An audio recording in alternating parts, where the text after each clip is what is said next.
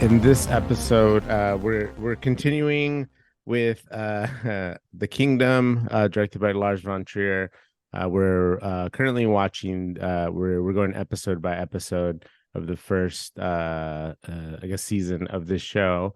And on this episode, we're going to do two episodes. We're going to do episode two, Thy Kingdom Come, and episode three, A Foreign Body, which you can find on MUBI, which is, I mean, movie's awesome. Like I wish I could be sponsored by movie, but I've been using it and it's really cool. I like it because it kind of stands out from a lot of different streaming services in that the way it curates the movies is very like unique and different. No other like streaming service is doing that, and Yeah, it's worth it. It is cool, and a lot of the movies on there I never heard of. You discover a lot of cool stuff on there.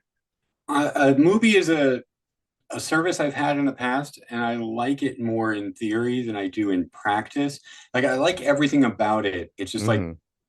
currently cannot afford the expense, the $11 Yeah, expense, yeah. because it is a pretty limited number of movies that they have. Like Hmm. not that I actually have the time to go and watch everything that's on there, but they refresh pretty regularly, and they kind of keep it smaller, a smaller library and more curated. That's the whole thing. Is it's curated, is it's stuff that they recommend, and it's like it is a really cool service. It's just I can't afford that expense right now for how little I know I'd end up using it, and I feel guilty about it because they do have a lot of terrific stuff.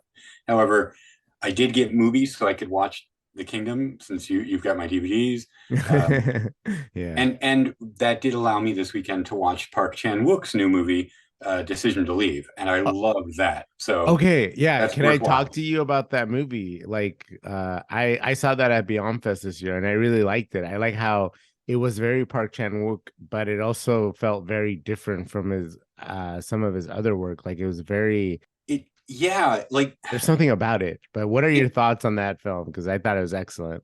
I saw it referred to several times as an erotic thriller, and I didn't read anything about it, the plot or anything. I didn't even see a trailer. I just knew I love Park Chan-wook, everything that he's done that I've seen so far, and so which I think is I think I'm only like not seen one movie. Um, so I think that's very misleading. This movie is surprisingly chaste. Like there, it is Oh, yeah. sexy. It is sexy, Yeah. but it's not.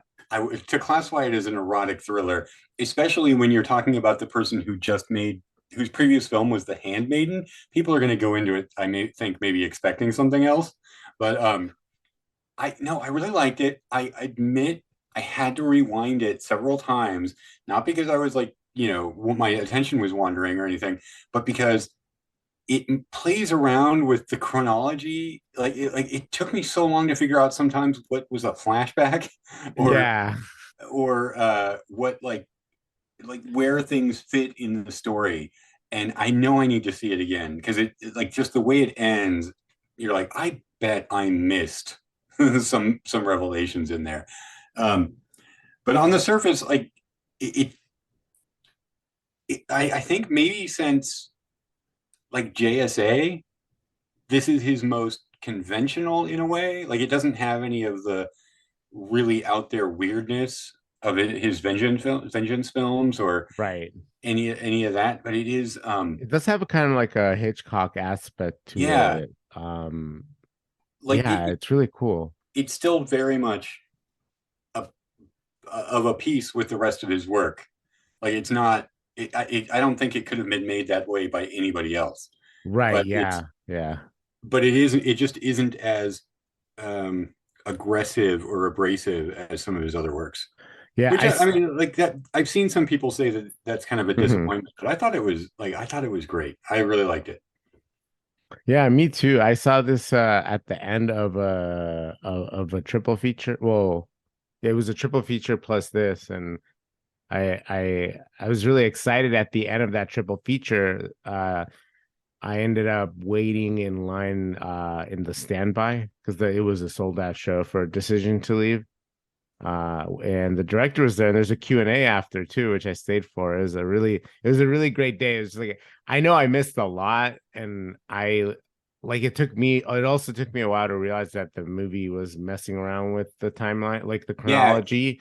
And it's I'm not like, clear at all at first. oh yeah, like definitely not. And I was this part of the reason why I also got movie, because I really did want to rewatch it, because I know I was tired by the end of the day. I mean, I had just watched Handmaiden. What were the other ones? Fuck, I can't remember. What else did he direct?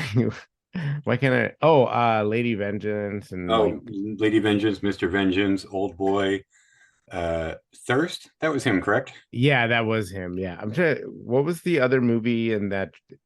Oh, Sympathy for Mr. Vengeance and Lady Vengeance. Yeah, Yeah. those are the other two that I watched in that. But yeah, compare like watching those three and then go like ending it with Decision to Leave was like a really like a different sort of experience, and I really liked like the tone of this movie. Is just there's something really, I don't know. This is like it's a hard movie to describe because it's not at all how like the ads are like promoted, because I don't really remember. There are like erotic thriller components to it, but not like it's not like the thing that stands out about the movie at all compared to like Handmaiden. Like Well, it's like it is like an erotic thriller. You could yeah, see it being made by Hollywood in the '90s, like being rewritten by Joe Esterhaus. Like it like almost like Sliver or Basic Instinct or right, yeah, what Kiss of Death or whatever. Um, except that it is much more Hitchcockian. It is going for more suspense, and the eroticism is all kind of suggested, like it just the looks and the when you like there's a moment like this is how chaste this movie is, though there is a brief sex scene. yeah. Is there's a scene you see in one point in the film, and then you see it later in the film, and it turns out the two characters have been holding hands, and that's like that's like an emotional release almost. That is like Yeah, it's not erotic in that there's sex. It just it follows that template of kind of films, the cop falling for the suspect, but like the sex just isn't in the movie. But it is, like I said, it yeah, is yeah, sexy. It is sexy. There's just not really yeah. sex in the movie. Yeah, even just the interplay between the two characters, like throughout the movie, it's kind of like it's like it's really it's like in the air, and like yeah, like Tang Wei is so good. Like It was great. I'm yeah. gonna watch it again before I get rid of, or like not get rid of, but before I Yeah, cancel MUBI. I yeah. will watch it again. It helped that like a week before I watched Joint Security Area. Is that what it's called? JSA. It's one of his first films. Um, You said it was called Joint Security Area? yeah, I'm not familiar with, JSA. yeah, that is what it's called. I'm not familiar with that one. It's one of his first films. It's definitely his first breakout film. That's another one where kind of like it doesn't have the sharp edges that his later work would, but it also frequently jumps back and forth in recollections and moments in the film. Not as much as Decision to Leave does, but just a little bit where it was kind of interesting to watch it and then like a week later watch Decision to Leave, and it's like, oh, it's kind of the same form that he's taking. Yeah, Similar, not I don't want to oversell that. Like yeah. it's very different, but it Right. it does have those elements. Yeah, for sure. Yeah, like it's definitely check it out if you haven't seen it. It's worth it's worth a watch, and it's really it's kind of a slow burn, but I really enjoyed it. It is. Yeah. It's like it's a slow burn up until like maybe the first half of the movie, and then kind of everything starts coming together, and it's kind of a cascading bit of revelation and like twists, and Yes, yeah. it is a very Mhm. fun movie. Yeah, definitely. Yeah. All right, so going to the kingdom, episode 2. So I'm gonna need your help here. I had a lot of trouble Oh following no. following the show, like what was going on. Uh Okay. I think a lot of it had to do with tiredness. But Maybe because I watched it. I yeah, actually watched both episodes again today because I watched episode 2 a while ago. I mean, when we like before we recorded the last episode, so just right. like a week or two or so. And my problem is I've seen the series all the way through a couple of times, So I rewatched the episode just so I could get it clear in my head what happened in that episode. I didn't want to like jump ahead with any revelations that you're not supposed to know yet. I wanted to Yeah. be able to say like these are the exact events because when you watch it all and you've seen it all through, it kind of just becomes one story. You don't have that episodic delineation, right? Where you can just say, oh yeah, Yeah, that's right. episode two Yeah. that happens in. Um, and so I wrote a few notes for episode two. I'm sorry, I have very bad lighting in this room, and my phone is black, and now I can't see it because like everything in my room is dark. My bedding is black. The laptop is. Why the All hell did I black. put? Living the goth life still, I see. Oh, there it is. Yeah, yeah. That I mean, I never really outgrew it. Yeah. Um, So, episode two. yeah, so what It's a happens in kind episode two? episode two is we see the brain surgery with the person's going under hypnosis instead of anesthesia. Oh yeah, Uh, that was really interesting. That patient opted out to not use anesthesia and did this kind of like hypnosis treatment to do yeah, this like really like a real surgery, like not something simple. Like it's like wow, that's really yeah, scary. brain surgery, which Yeah, brain surgery. oftentimes you see, and I don't know how true it is Yeah, all the time, but you see that the patient has to be kept conscious during brain surgery because they need to be able to constantly test the awareness to make sure they're not like causing any damage, irreparable damage. Like they have to make sure that the patient can talk or can respond to stimulus. right. Um, I mean, that's how I've seen it in some movies. I don't know if that's true all the time.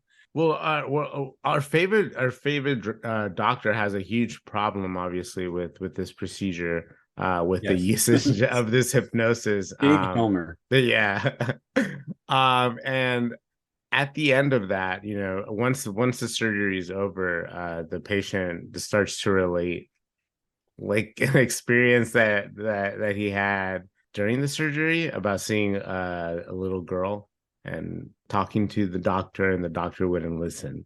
um but that Because the sound he didn't want to hear was her bell, yeah. and it was the bell of death, or the death Yes. bell is what the patient says. Yeah, the death bell, yeah.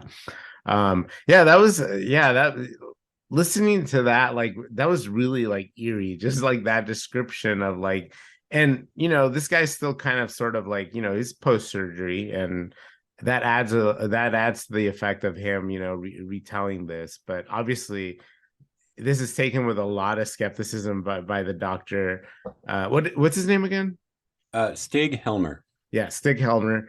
I have a question. I don't know. Like there in that moment where he leaves the room, like I noticed like a lot of the people, well, I don't know, like people who are skeptical of like the supernatural, is that sort of like a more of a like a fear reaction?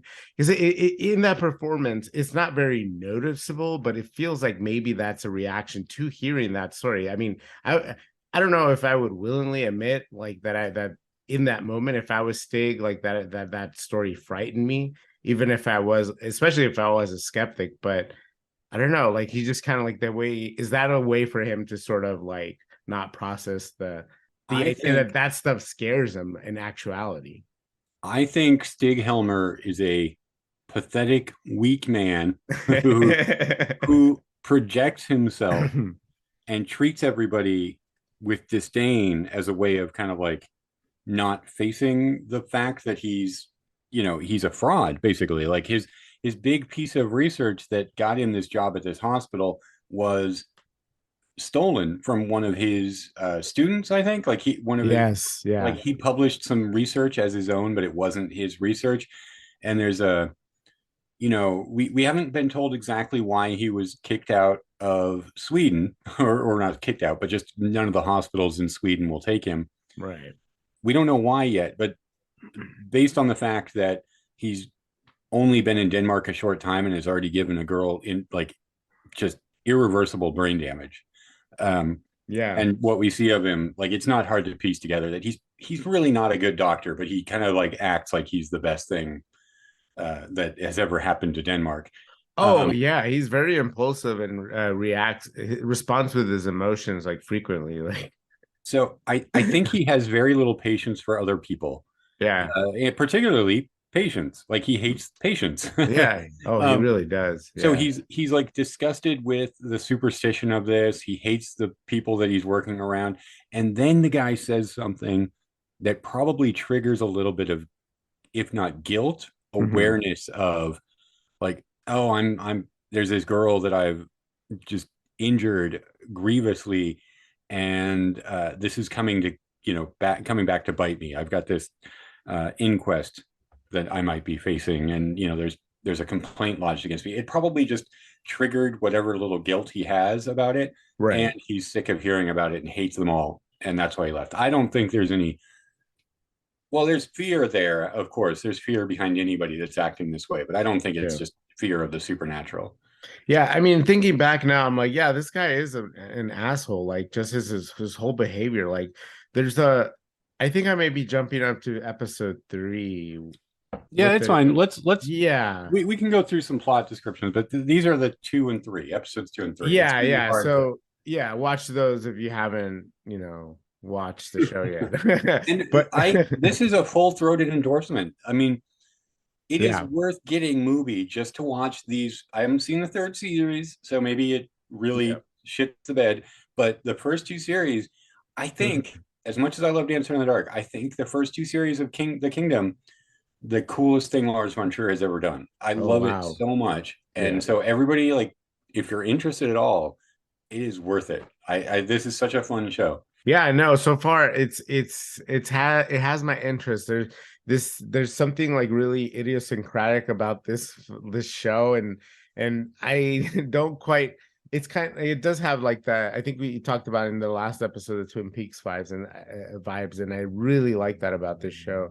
But the thing I was gonna mention about the documents that unfortunately coffee was spilled on, and then it comes to the attention of Stig that there's actually a copy of that as well Yeah. because it's a carbon copy, Well, and then it tries to go back to the archives room to take those files too. that's episode 3. Yeah, So but in episode 2, we are told that in episode 2 that like the complaint has been made, but the lodge has members on the Medico legal yeah, board. So they can kind of like there'll be people in that brotherhood that Stig was inducted into in the first episode that can maybe lend a helping hand. yeah, And the fact that the copy of the anesthesiologist report was somebody spilled coffee on it, yeah, and so that seems dealt with. It is in episode 3 that we find out that there is a copy. Everything is done with carbon copy paper, and a copy of that yes, report was kept in the archives, which are under lock and key all day, and only one person in the hospital knows the pin. What I love about it is, so is it? Oh gosh, what is? I'm gonna look this up. The hospital administrator. The, Bald? No, now, you're thinking of Boulder, the orderly. yeah, Muscard, Uh, it is Einer, Mosgard. Well, Mosgard is the last name, but what is yeah, the? Einer, Yeah, that might be. Yeah, Einar Mosgard. Okay, Einar Mosgard, the hospital administrator, is walking and talking with Stig. You kind of get the idea that Einar is a little bit of a doofus, right? He's just like kind of a like not a yeah, bad person, not an idiot, but he just kind of like doesn't pick up on some certain things. And he's kind of yeah, always just a little bit like he speaks a little not quite in platitudes, but he kind of like has almost a folksy way of talking. Not almost. yeah. He's very naive.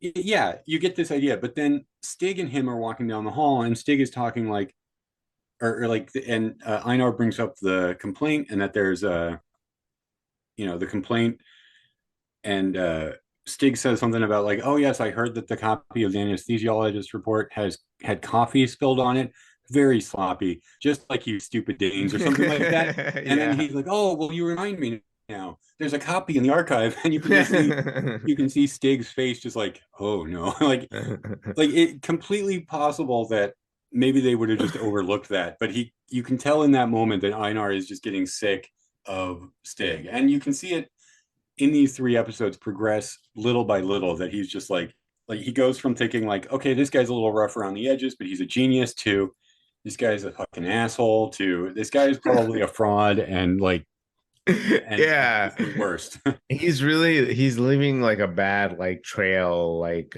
just like breadcrumbs of things that he's, involved in already at this hospital. And like he refuses to participate in the morning ritual. Yeah, It's just it really is like, I mean, he is like all great dramatic characters, he is the cause of all of his own problems. oh yeah, And definitely. it just like 10% more niceness and he would just, everything would work out fine for him, or if not fine, like he just would not be in this trouble that he's in. Like there's so many people around like kind of trying to just help him, and he gets so angry and just insults everyone. And it, once again, his performance though is so much fun to watch. He's so funny, and they're like this show Yeah. in general, there's just a humor to it. It's very dry, but it's great. There's a moment where, so to go back to episode 2, well, this actually goes into episode 3, but in episode 2, the lodge, the Brotherhood, has tasked Stig with helping find a solution to Bondo's problem. And Bondo is the guy who, studying like liver cancer, and there's a patient that has the specific tumor that he's like been studying his whole life, and they're very hard to come by because it doesn't, it's a rare form of cancer, but the family won't give him permission for an autopsy.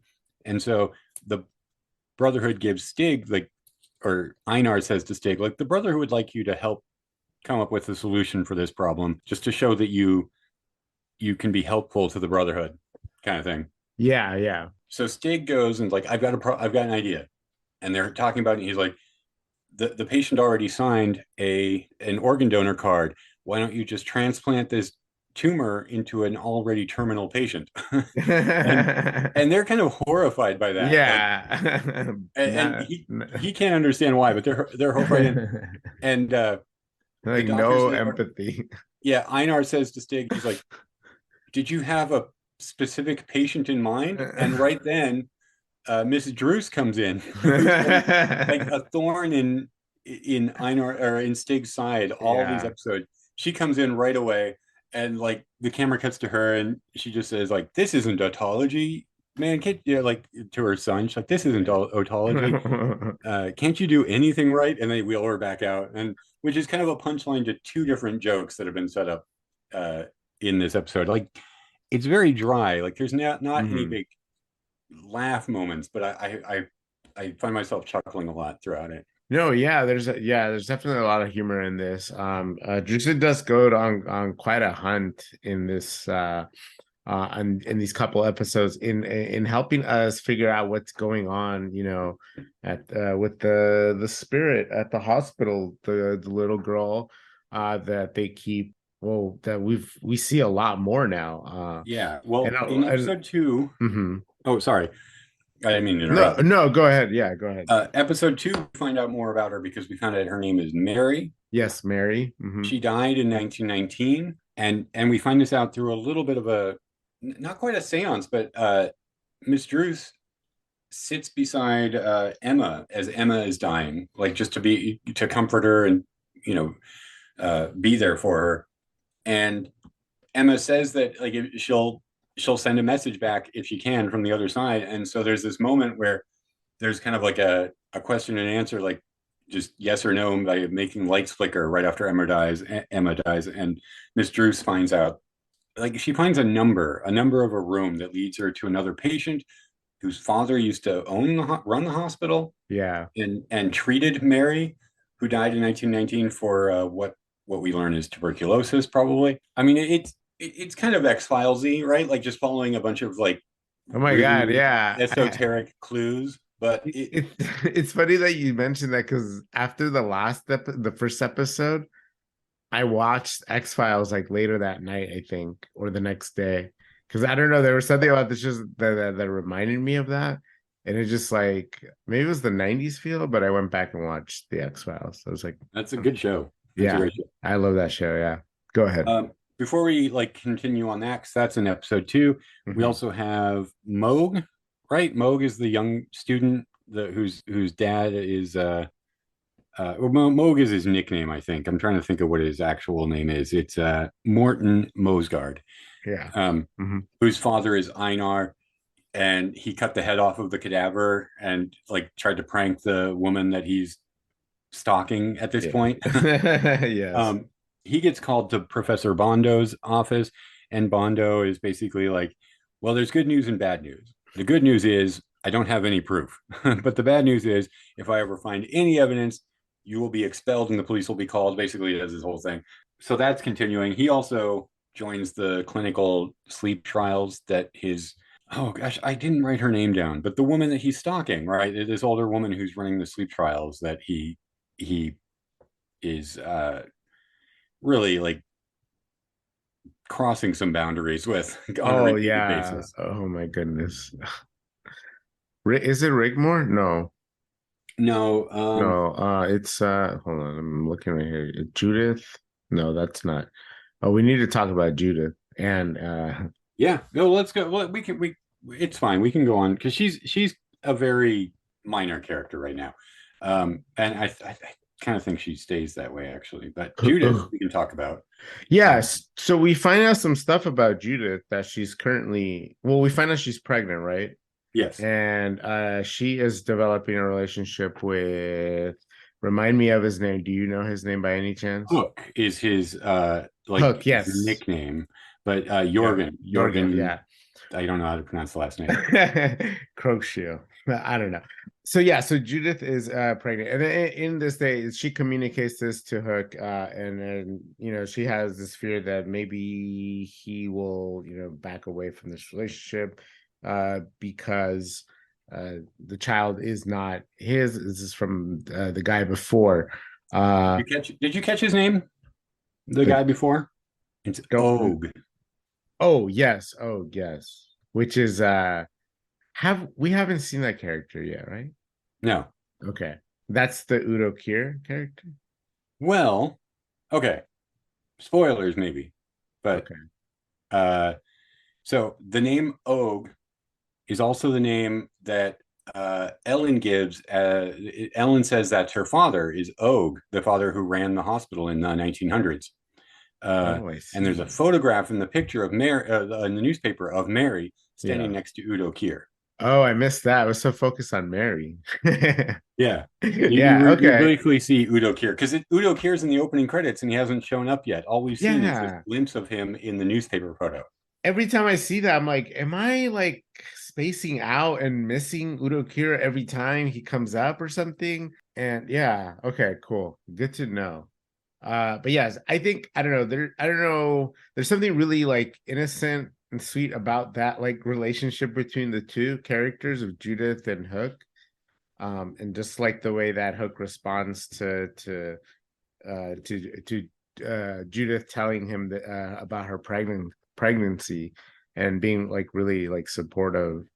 Yeah, where he's like he's immediately like, "Would did you think I would love it any less if it wasn't mine?" Yeah. And all I'll say here, because okay, to jump ahead in season episode 3, he goes to a the ultrasound with her, and he's like crying with her at the picture of the like seeing the baby. Yeah. This is all great. He's a great guy, but it seems to me when when they kiss, they haven't had a relationship yet until maybe the day before, and he just it's not so much that he's like, well, we'll deal with it as it goes along. He just jumps in. He's like, I will be a father to this baby. And it's like, whoa, you guys just like kissed once the day before. Been like seeing each other for a while, so I take back what I I said. It's actually not that sweet. It's actually like really impulsive. well, I don't know because it seems like It Yeah. seems like it's something that he's been wanting to do. Yeah. Like he's been like pursuing her for a little while, and she's been standoffish because she knows Yeah. she's pregnant, and she's like, "This is complicated." Yeah. So That's what I thought. it seems like they've kind of had a like a workplace like, oh, this is an acute flirtation, but it doesn't become Hmm. anything more until like that scene when he takes her down to where he lives in the basement of the hospital. Right. Um, Real nice. he's like he is probably from a likability, a morality, lens, probably the best character. Like he's probably just the nicest guy, the most helpful, Yeah. the most grounded. He's very like Hawkeye from MASH, right? Where he's just connected to everything in the hospital. He's got his own little still. He makes Yeah. cocaine in the basement. He Very has all of useful. these little schemes going on, but Yeah. basically he's redirecting the waste of the hospital, where there's just like there's clutter, like the like surgery is just cluttered with robes that the doctors just drop and leave, and so he's like kind of secretly requisitioned them and diverted them to some place that needs the robes. Same with just like he gets Judith that microscope she was Oh denied yeah, that's right. by Stig, and so he's not doing it just for personal gain, because you can see him, he's sleeping on a cot in the basement and he's eating hospital food, and he's just perfectly happy with it because he just likes, you know, he, as he says it, he hates waste, so he likes seeing things go to use. And yeah, he seems like, I don't think there's supposed to be anything creepy or off-putting about his acceptance of Judith's pregnancy. It's just like, it makes me laugh now thinking about it. I'm like, oh, they've really only been sort of in a relationship for a day or two. Yeah, it's a lot of responsibility, you know. Yeah, it is uh, to take that on. yeah. Like, oh, Well, there's a lot of weird stuff going on that to me, I don't know, they didn't come back to it. Like the episode 2 ends with the cliffhanger of the dog, oh well, right? they come back to that a little bit. I, The dog. yeah. We But see the dog again. The dog, unfortunately, is well, dead. okay, okay. Well, wait, what? Well, at the end, okay, so at the what happens at the end of episode 2? Because we see like the dog with the red eyes. Is the dog still alive? Or is that like I don't think so, because the dog looks definitively dead. Like it's laying okay? lifeless on the ground with blood, Yeah. and then it like lifts its head and it's got red eyes. And I don't I know if that's I don't know how literally we're supposed to take that, right, because yeah. I think that's my clearly confusion.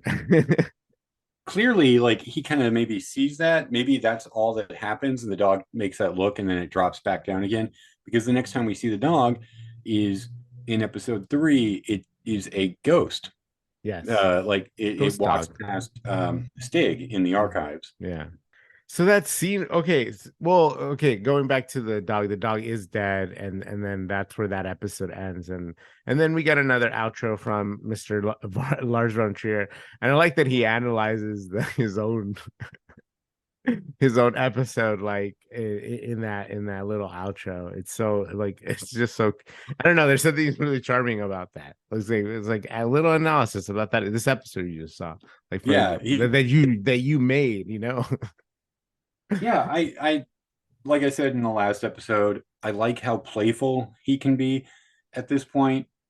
Even like some of his more austere, like Dogma 95 stuff, like there's something like he likes to provoke people clearly. Like he likes to say things that are very provocative. He gets in hot Hmm. water. He is probably not the greatest person in the world. Like there are people who love working with him, and then most people are kind of like, I'm never doing that again. um, Right. Specifically, the actresses don't really repeat in his films, other than I think Charlotte Gainsbourg did a couple, but for the Yeah. most part, like they're kind of like one and done. Like, but there's a playfulness at times that comes through. Even like I said, like I was trying to say, sorry, I got sidetracked by myself.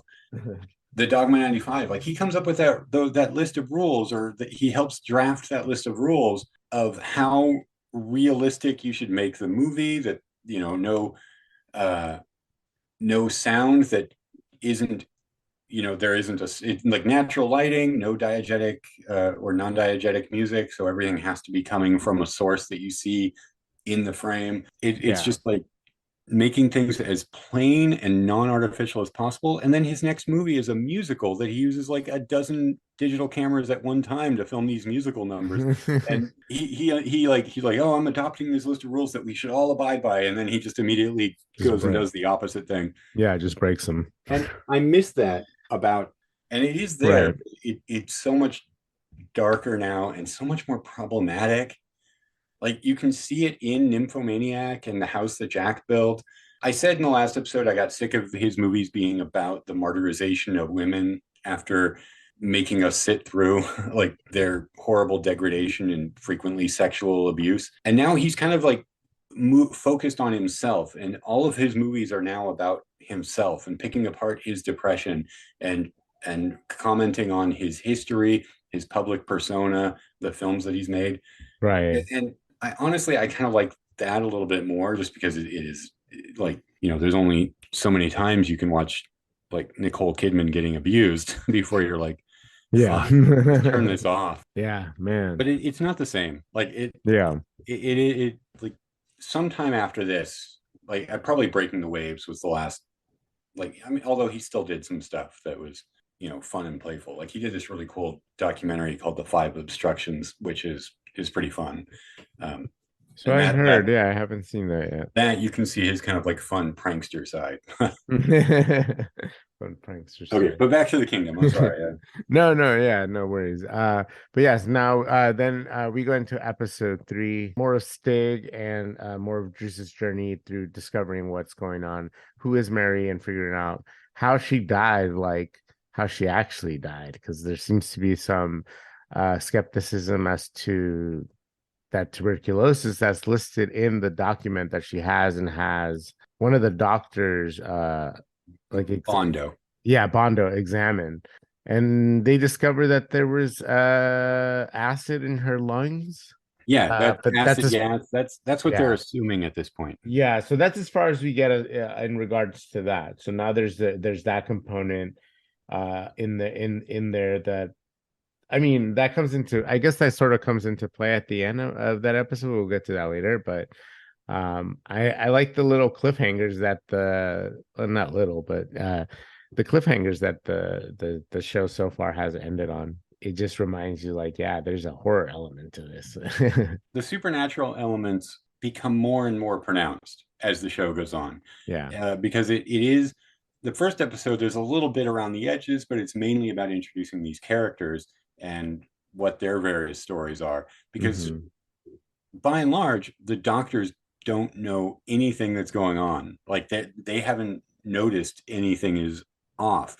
Although in episode 3, Hook gets his first glimpse of the supernatural, but that of course remains to be seen how much he what he takes from that, or what he. Oh Uh, my goodness, yes. I think this is a good time to bring up, like, there's a kind of an elegance to this, the plotting of this, of how characters interact, how the direction like follows a character and then it's kind of handed off to another character, Yeah. how different plot lines intersect.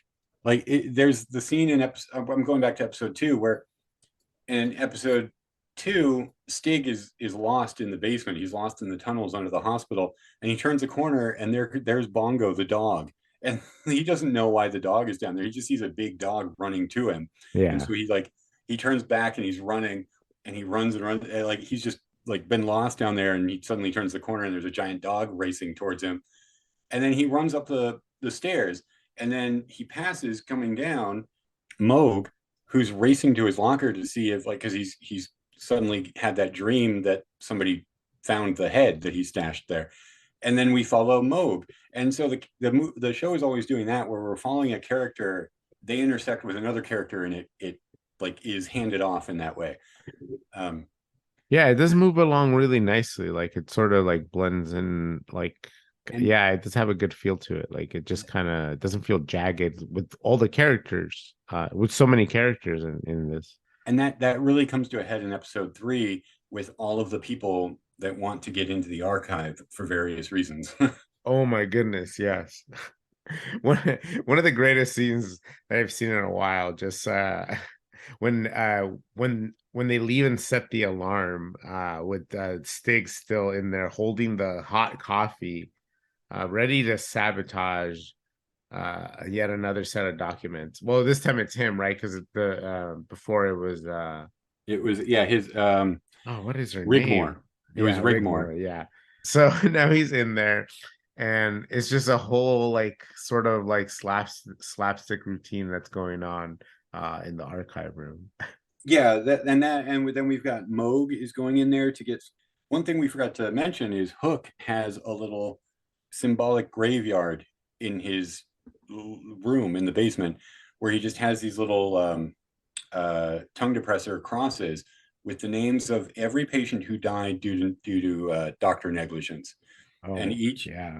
each doctor has their own little pan that he's set up as in this graveyard, and one of the names that he's got in there is Mona. He likes to keep, he's like, uh, I think Judith says something like, "Oh, I think we know. I think I'm beginning to understand why the hospital lets you stay here." um, but he wants to get the anesthesiologist's report because he hears that that might have something incriminating, and so he's blackmailing Moog to go get it for him because he's the one who took the head out of Moog's locker. Yeah, that head is really like it's really pivotal right now. Like it's being used to blackmail Yeah. it. So Moog is trying to get in there to get the report. Stig is trying to get in there to get the report and destroy it. And then Druth is trying to get in there to get the report on Mary. Mary, yeah. Because and they've all kind of like heard that at 9 o'clock. Oh, Well, yeah. Stig hasn't heard. Stig just kind of like notices Yeah. that Moog has left the door open, and he like walks by and he's like, oh, I don't mind if I do. And he walks on. And so they all kind of converge around the same time. Yeah, Stig has to go get hot coffee because there's no coffee in the pot. Yeah.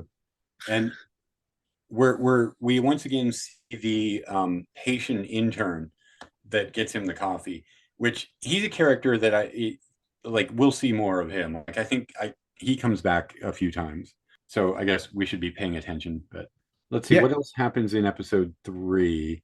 Oh, I feel like I'm just taking everything over right now. So just jump in. You can say whatever you want. No, yeah, It's your no, show. like I said, I was really having like trouble following some of the stuff in the episode. So I don't know, like a lot of the like a lot of it is kind of like refresher, like hold on. There was something I did want to mention about this. I should have written it down too, because it came up when we were talking about episode 2. Let me see, what do we have here?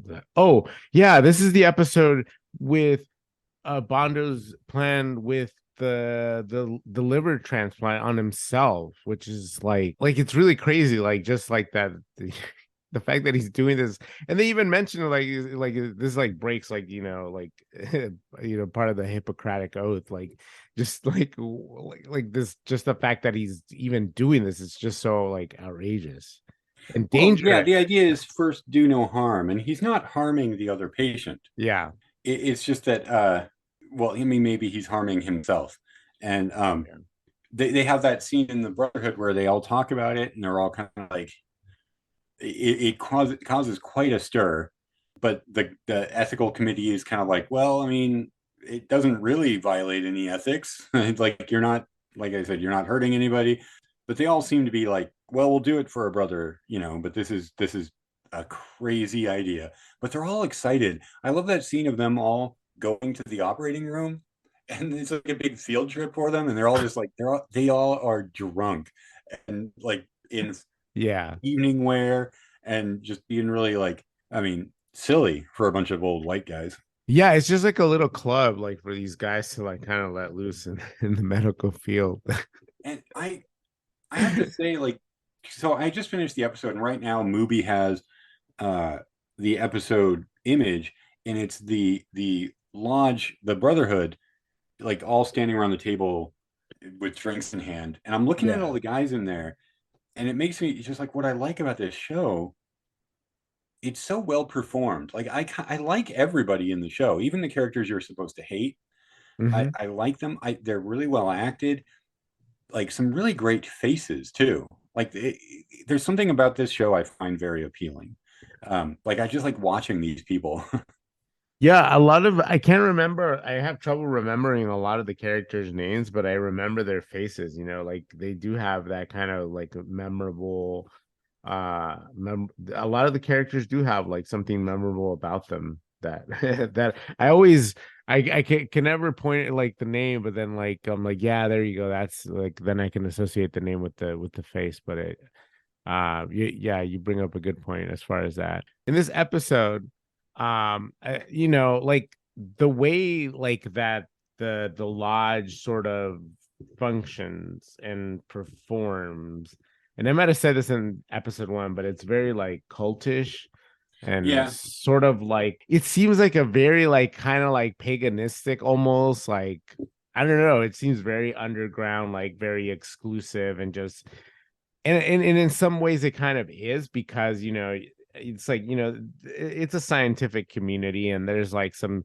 and there's a lot of this there's a lot of things in science that can be seen like especially through other cultures eyes like as magical as something like just the idea of like microscopic like organisms and just like there's these things all around us that we can't see just there's something about that like what is like the statement that Lars von Trier is trying to make as far I mean I guess it is kind of clear what he's trying to say about like science versus like the supernatural and religion like is science like in a way very it seems like it's almost very like elitist and it excludes not just people but like ideas like it prevents from especially with Stig from like thinking about things outside of the box like maybe there are like strange things happening here. well, yeah, I think his idea with this is that devotion to science and reason that these doctors have is um is blinding them just as much as anybody else's faith would. Like they none of them know what's going on in this hospital, even though there's weird stuff happening right in front of them all the time. And I think it kind of means something that the only one who has so far noticed anything odd is Hook. And Hook seems of all of them to be the most just kind of go with the flow, open minded, right? Yeah. Like he knows what everybody's up to in a way. He keeps his finger on the pulse of the hospital. There is certainly like a kindness in him that is not present in a lot of these characters. Even like I don't think Einar is an unkind person, but I don't think he'd be as like um compassionate at times as Hook is. But yeah, so like as far as the club, I don't think there's it's hard to like think of what the founding of the club would have been, but certainly now all they only view it as an opportunity to get together and get drunk.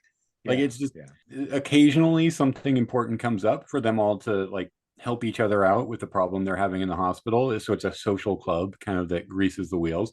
But for the most part, they just get around, sit around and get drunk. Like the Stig's big job for the clubhouse or the lodge this episode is he has to fold 42 napkins. Oh, that's right, yeah. So they're not exactly always concerned with the Yeah. big important stuff. That is true. Yeah, yeah. There is that component to that. It's not as insidious as I make it seem. It is very playful. A lot of those scenes are very playful, and most of the time, I mean, it's light that you get your disagreements, and especially when Vonda suggests the transplant on himself, Stig is very outraged by it, and he makes his opinion known, and He's like, move out of the way, I'll punch him. uh, and it's so outrageous. Like, is this where he's trying to find the elevator or trying to find a staircase so he can get out? And then he finally does, and he's all sweaty, on the rooftop, and he does his, signature exclamation against or proclamations against the Danish Well, before calling that was them a Danish scum. That was episode 2. Oh, In okay. this episode, he's helping with the surgery, and he notices through the door Yes, that yes. Judith just coincidentally. So we didn't say what happened to the report on Mary or Yeah. Mona. Sorry, Mona, the girl that Hmm. Steg handicapped. Is everybody left the archives without the report, but Judith had been waiting for materials that she had requested requisitioned from the archives, and she's like, I just can't wait, can somebody go down there and get them? They bring Yeah. it up, and then just coincidentally, because it was out, the report on Mona Yeah, I'm on it. is just sitting there loose on top of the cart. Well, this is I gotta go show Hook, and so she shows it to Hook, and Stig sees that, and then he's like, I gotta go, and he just like walks up to the roof, and he's doing that thing where he looks at Sweden and he tells himself all the great things about Sweden, and then he like, how did I get here? What am I doing? Like, what am I doing here? And he just has this, instead of the screaming to the heavens that he's been doing in the first couple episodes, he just has he just like, he's talking, what am I doing here? Danish scum. Like he just has this really resigned, quiet Yeah. Danish scum. Uh, It's very Seinfeld-esque, when he does that yeah. at the end of I, that at the end of that episode. I love those characters so much, and it bums me out that he's not in, like so many actors not in the new season, because a lot of these people died. Oh, wow. So I guess we can wait. What happened was this series came out in 94. The Yeah. second one came out in 97. It was always planned as a trilogy, but in like 98, I think the network that Lars von Trier made this for went under new management, and the new management had really no interest in it. And he was getting busier with his movies. I think Breaking the Waves is the one that had just come out, and he became a big international hit. And Right. so he Yeah. didn't push it. He didn't push it. And then I think I was reading something in the early 2000s, like 2000, mid 2000s maybe, where he said that like he didn't push it, but he really wishes he had at the time, because so many of the actors had died by then. Because there's a lot of Oh, wow. elderly actors in it, Yeah, that's true. Yeah, that's and true. so Stig is no longer with us. Like a lot of the actors are not in the new series. Right. Yeah. That makes sense. I also forget, like, it's like this is like over 20 years ago now. Almost 30.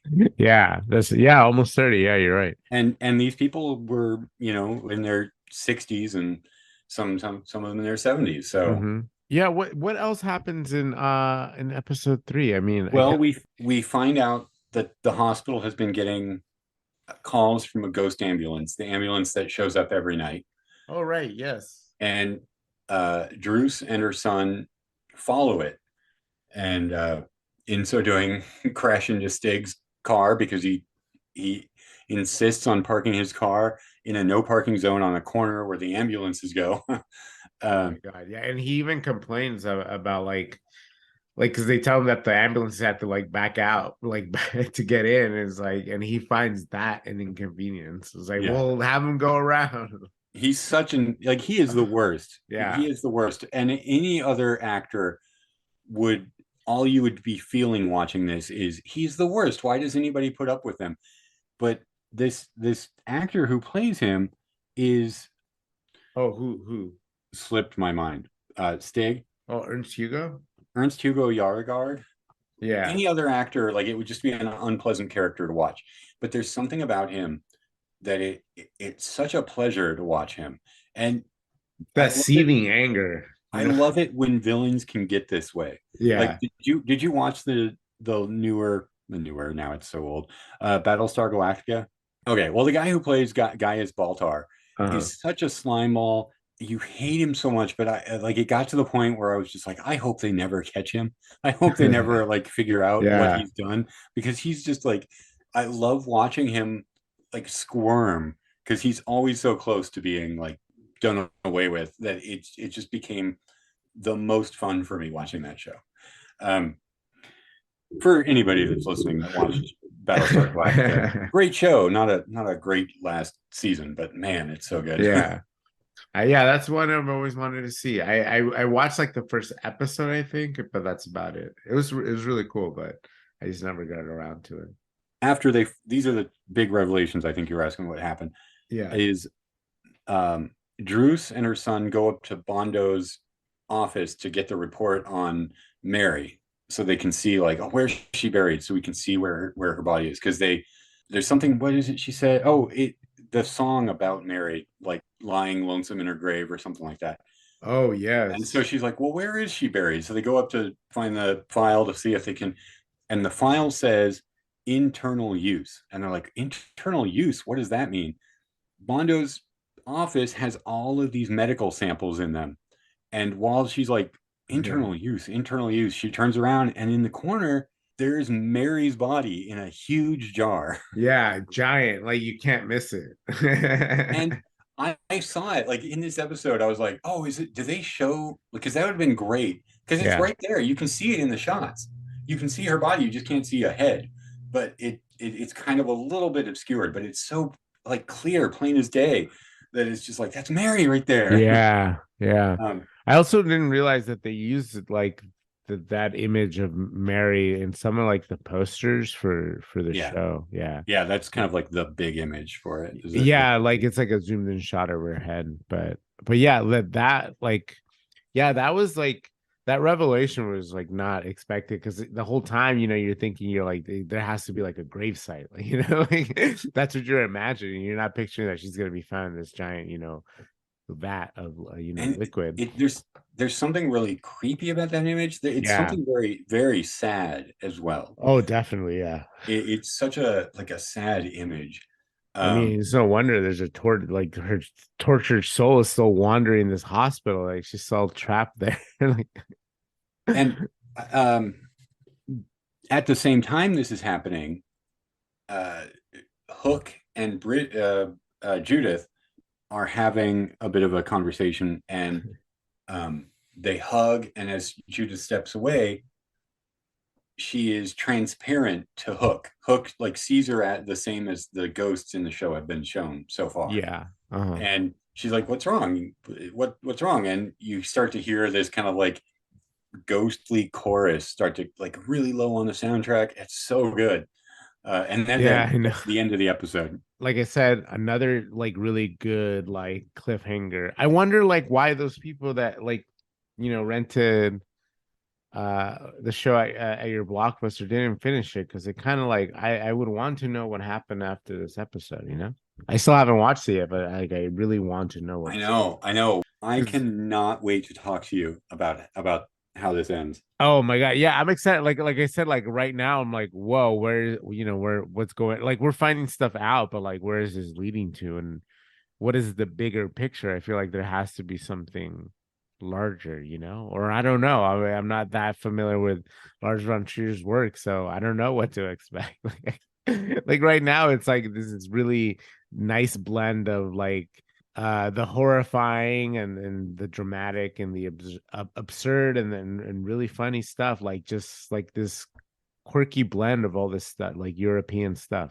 I don't know. This show is just so right up my alley. Like I don't know why it's been so long since I've watched it, because I'm, like I said, I just watched the second episode again like twice in a row, and I did not find myself bored or like impatient at all watching it. I was just like, this is just fun to be back in this. Like, Yeah, and yeah. I really can't wait to see how part three ends, because, and I'm going to be honest, like I've seen the second miniseries a lot less than I saw the first, because the first one's the one that was widely available for the longest time here in America. Oh, Um, gotcha. Yeah.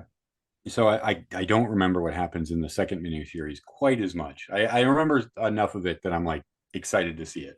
Yeah, wasn't even aware of the second one really. Like it only like the first one came to my attention while I was going through this book through the 1001 movies you must see before you die. Yeah, and then this new one came out and it's like out of nowhere and it's like, well, I have to watch it now. Like a lot of people waited, or not a lot, I don't know. Some people waited, from 94 to today to complete this trilogy, just Yeah, to complete the story. I honestly did not think it would ever happen. I think I heard a couple of years ago he finally announced like, we're doing it, we're getting this off the ground, and like it was a shock. I just never thought we'd ever see the end of it. It was always one of those things where I was like, no, it's great, but you gotta brace yourself because it doesn't finish. Um, like because Yeah, it ends on a cliffhanger. as well. But it's cool right up until the end. I'm just like, just be aware you're not gonna see what happens, and now Yeah. we get to see what happens. Did you already watch the third one like completely? No, I haven't. I'm going through the series talking about it with you, and then I'm gonna watch it. Oh wow! So you're gonna when I watch it, you will be watching it for the first time as well. Yes. Wow. Okay, that is exciting. All right. So any final thoughts on this episode before we? I think we've pretty much said it all. Like, you know, I think it really Lars von Trier sums it up nicely at the end, saying you've got to take the good with the evil.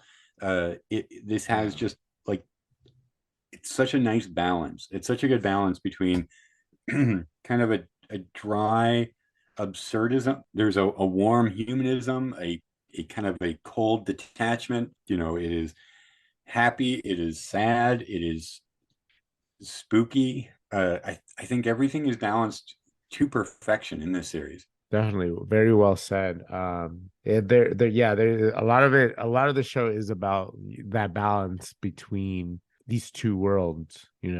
The science, supernatural, and the whole show is like a balancing act. And it does Yeah. it really well, and it doesn't ever steer. It doesn't it doesn't steer too much into the excessive, which is one of the things I think I like least about the large one tree that I have seen. Which it's very much more contained. It still has like the that his touch, but it's definitely I don't know. It does feel restrained. You've got so many like good movies to watch. It's so amazing how Yeah, different he was before his international acclaim. Like, and his early movies, Element of Crime and Europa, were big art house hits. Like that, or yeah, so it's not like he came out of nowhere and like suddenly found success in the late '90s. He was kind of a success right out of the gate. Um, but it is just yeah, it's such a different feel. I have to look through the list and see what if they have any other like early Von Trier. So It, maybe we can discuss because I mean there's something very like contemplative about this like the kingdom like it does talk about like we're in a hospital where there's a lot of sick and dying people, and it does talk about that the realm of the living and the realm of the dead. And I don't know that it is kind of like also like very like incorporates Shakespeare and like kind of sort of like mythology. I don't know that yeah it's a really exciting like thing to watch because there's so much in there to unpack. It's not just a hospital ghost drama. yeah, I mean, like in a way, it is kind of just ER meets Twin Peaks. Yeah, yeah. I just hope people see it. I hope people see it before we spoiled everything, but I just hope people go and watch it. Oh yeah, definitely I agree. All right, so let's wrap it up. Anything going on with the show with the I know we're doing one soon, but any new episodes out? No, I'm hoping to get some done in the next couple of weeks and start releasing episodes again in the new year. Yeah, yeah. Like if I want to do it, but I don't know. I kind of don't want to just do this like, oh, whenever, like an episode here or there, one or every month or so. I want to keep a somewhat regular schedule. And if that means like doing it in seasons, like, do like 6 to 10 episodes, take a break, and then just to whatever yeah, I'm trying to bank some right now. Yeah, no, I feel it. Yeah. Like I have a couple banked right now, but I'm like now I'm like having trouble like getting to the editing. Yes, the It's editing like, is always the oh, worst part. yeah. I was like, I know I can do it. They're not that like the one I have next is not that long. It was like a maybe 35, 40 minutes. I'm like, I know I can get it done, but it's just like I had to put the time in. I mean, you'll be back, obviously. And we'll continue talking about the kingdom. And then after that, we're gonna go through Kingdom 2 and Exodus. And then we will talk about the movie, which is what is actually in the book. Um, I'm assuming so because it's movies and the runtime was for the movie. So, but well, I'm excited to see that. I want to see how that was put together. In comparison to how the show is obviously structured like a show. You have your intro, your music, and then the intro that's at the beginning of every episode, and then the outro. So I'm excited to see it in a different format, and how Well, that plays. it's not actually that different. Oh, really? Uh, yeah, because it's just they edited together, I think, the first series. And so it isn't like a lot missing. Yeah, you don't have like the intros and stuff, but Yeah. it is Oh, so it still follows like the same like yeah, episodic sort of like structure, just like yes. all kind of put together. Oh, okay. I thought that they maybe mix it up a little bit. Not. No, I think they really did just into a 5 hour two-part film, which received some theatrical screenings and which was released on home video. Yeah, as far as I recall, it was just the first series. It was like maybe a couple of edits here and there, but it was still just kind of like it was all put together. Oh, okay. Well, I don't know. Maybe we won't do that one then. Yeah, like I said, I haven't seen Yeah, it since the late yeah. 90s. So, Maybe we can do that like and like give it some time, let the show simmer, and then come back to it and see how. or yeah, or Yeah. we can, if we want to do it and just like kind of tack it on the end.